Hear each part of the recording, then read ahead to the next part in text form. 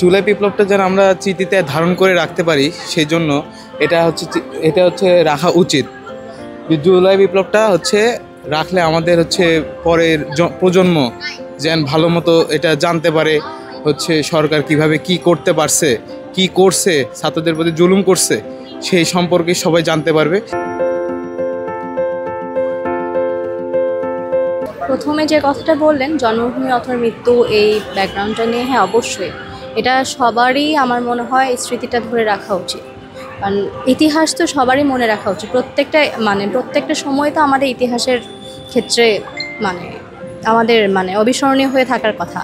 আর ছাত্র বিপ্লব এটা আমাদের দেশের জন্য খুবই বড় একটা অংশগ্রহণ, প্রত্যেকটা ছাত্রের জন্য।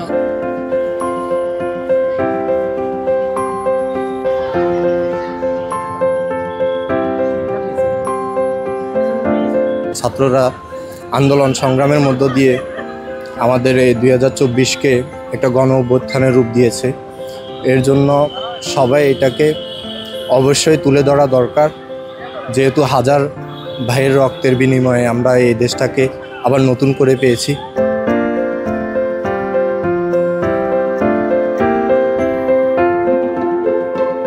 ছাত্র সমাজ দেশের জন্য যতটুকু করছে আমাদের জন্য অনেক কিছু চোখের সামনে ঘটছে, তো এই জন্য এটা থেকে আমরা অনেক কিছু বুঝতে পারতেছি, শিখতে পারতেছি এবং ভবিষ্যৎ প্রজন্ম এটা থেকে অনেক কিছু বুঝতে পারবে।